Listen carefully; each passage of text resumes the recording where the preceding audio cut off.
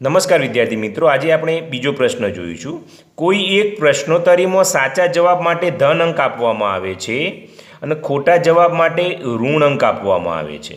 તો જો 5 ક્રમિક રાઉન્ડમાં જે કે પ્રાપ્ત કરેલ અંકો 25 ધન 25 ઋણ 25 ઋણ 10 ધન 15 અને ધન 10 હોય તો અંતમાં તેના કુલ ગુણ કેટલા થશે? તો વિદ્યાર્થી મિત્રો એકદમ ઈઝી છે, હું તમને બતાવી દઉં। તો ચલો બીજું આપણે કુલ ગુણ શોધવાના છીએ, તો લખીએ કુલ ગુણ। આપણે વધારાનું લખીશું નહીં। તો પહેલા રાઉન્ડમાં કેટલા છે? 25 વત્તા બીજા રાઉન્ડમાં કેટલા છે? ઋણ 5, ત્રીજા રાઉન્ડમાં ઋણ 10, ચોથા રાઉન્ડમાં 15 અને પાંચમા રાઉન્ડમાં 10। ઓકે, તો આ ધન છે, આ એક ધન, આ 2 અને 3 નજીક લાવી દઈએ તો 25 વત્તા 15 વત્તા 10, આ 1 2 અને 3 નજીક આવ્યા અને ઋણને 2 નજીક લઈ દઈએ, ઋણ 5 વત્તા ઋણ 10। વિદ્યાર્થી મિત્રો આ ત્રણોનું સાદુરૂપ આપો તો સરવાળો થાય 25 અને 15 એટલે 40, 40 ને 10 50 વત્તા એમના એમ। હવે આ બંને ઋણ છે એનો સરવાળો થાય ઋણ 10 અને ઋણ 5 એટલે ઋણ 15 થશે। હવે એક ધન અને એક ઋણ એટલે બાદબાકી થાય, 50માંથી 15 બાદ કરો એટલે 35 આવે, મોટો ધન છે એટલે જવાબ કેટલો આવશે? ધન આવશે। તો કુલ ગુણ કેટલા થયા? 35 ગુણ થયા અને આ રીતે એક ચોરસ બનાવી દેવાનું એટલે એકદમ તમને ઈઝી આવડી જાય। ઓકે, તો પહેલો આ બીજો દાખલો પૂરો થઈ ગયો। ચલો હવે આપણે આગળ જોઈએ। હવે ત્રીજો દાખલો શું કહે છે? સોમવારે શ્રીનગરનું તાપમાન -5°C હતું। હું કાગળ ફેરવી દઉં એટલે તમને ફાવે। ત્રીજા નંબરનો તો આપણે લખીએ સોમવારે તાપમાન શ્રીનગરનું કેટલું છે? -5°C, બરાબર। અને મંગળવારનું તાપમાન 2°C ઓછું છે, તો લખીએ મંગળવારે તાપમાન 2°C ઓછું થયું।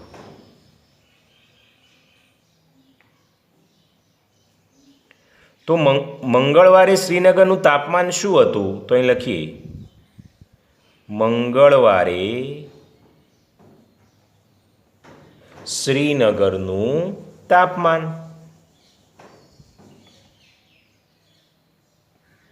હવે સોમવારે કેટલું હતું? તો 5°C હતું, -5°C હતું।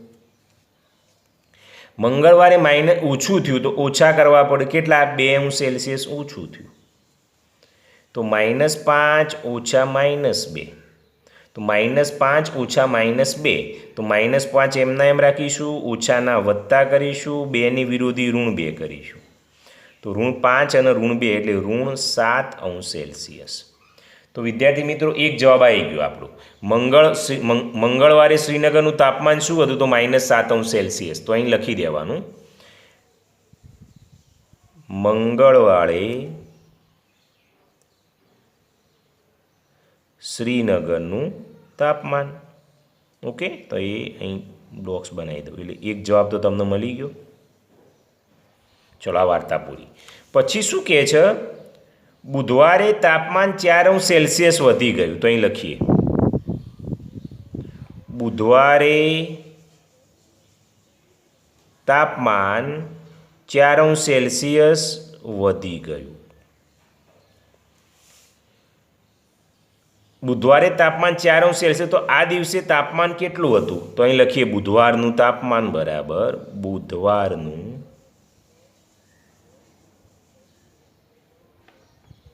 તાપમાન બરાબર।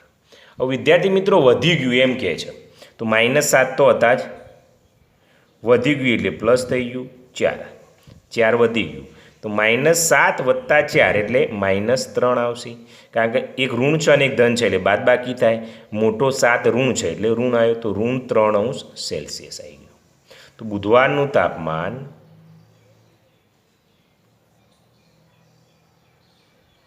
બરાબર -3°C। બોલો આવડે કે ના આવડે વિદ્યાર્થી મિત્રો? એકદમ ઇઝી છે અને તમને સહેલાઈથી આવડે એવું છે. ઓકે, ચલો ચોથો દાખલો જોઈએ. અહીં જો એની આકૃતિ આપેલી છે, થોડું નીચું લો. એક વિમાન સમુદ્ર તટથી 5000 મીટરની ઊંચાઈએ ઉડે છે. તો તમે જુઓ, આ સમુદ્ર કહેવાય, આ સમુદ્ર તટ છે, એનાથી કેટલી ઊંચાઈ છે? 5000 મીટર. જો અહીં લખેલા છે 5000 મીટરની ઊંચાઈએ આ વિમાન ઉડે છે.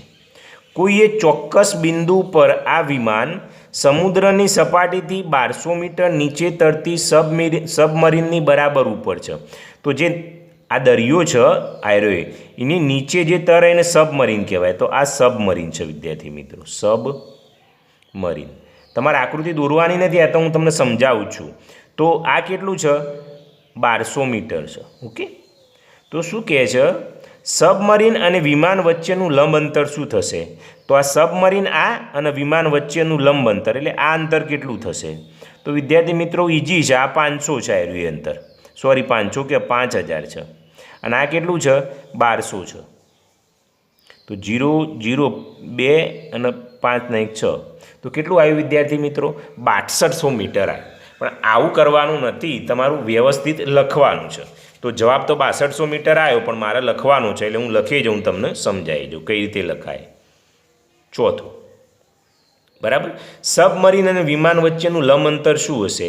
તો અહીં લખીએ, સબમરીન અને વિમાન વચ્ચેનું લંબ અંતર, બરાબર છે. તો કયું અંતર લખવાનું છે? તો 5000 વત્તા 1200, વધારાનું કોઈ લખવાની જરૂર છે નહીં. તો 6200 મીટર, બસ. આપણે વધારાનું કશું લખીશું નહીં. ઓકે, તો આ વિદ્યાર્થી મિત્રો તમારો જવાબ આ રીતે લખી દેવાનો. ચલો પાંચમો દાખલો જોઈએ. અહીં નંબર 5 આપો. આવું શું કહે છે?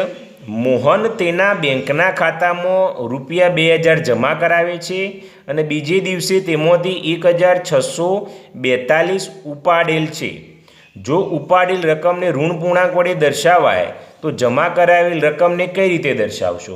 તો વિદ્યાર્થી મિત્રો, ઉપાડેલી રકમ હોય એને ઋણ વડે દર્શાવે, તો જમા કરો એને ધન વડે દર્શાવાય. તો લખી દઈએ, જમા કરાવેલ રકમને, અહીં જુઓ તમે, ઋણ પૂર્ણાંક હતો, તો અહીં આપણે શું લખીશું? ધન પૂર્ણાંકમાં દર્શાવાય. ધન પૂર્ણાંકમાં દર્શાવાય. એટલે એક જવાબ તો આવી ગયો આપણો, બરાબર છે. જમા કરાવેલ રકમને તમે કઈ રીતે દર્શાવશો? તો ધન પૂર્ણાંકમાં દર્શાવાય. એક આવી ગયું. ઉપાડ પછી મોહનના ખાતામાં કેટલી સિલક છે તે શોધો. તો બરાબર, અહીં જમા કરાવેલ રકમ કેટલી? 2000 છે. તો અહીં લખીએ, જમા કરાવેલ રકમ બરાબર, અહીંને પ્લસ કરવાની 2000 રૂપિયા. પછી ઉપાડેલ રકમ લખીએ. ઉપાડેલ રકમ કેટલી ઉપાડેલી છે તમે જુઓ તો 1642. તો 1642 એને ઋણ લખાય, એટલે ઋણ કરી દઈએ, બરાબર. મોહનના ખાતામાં કેટલી સિલક હોય? તો લખી દઈએ એવું, મોહનના ખાતામાં સિલક બરાબર.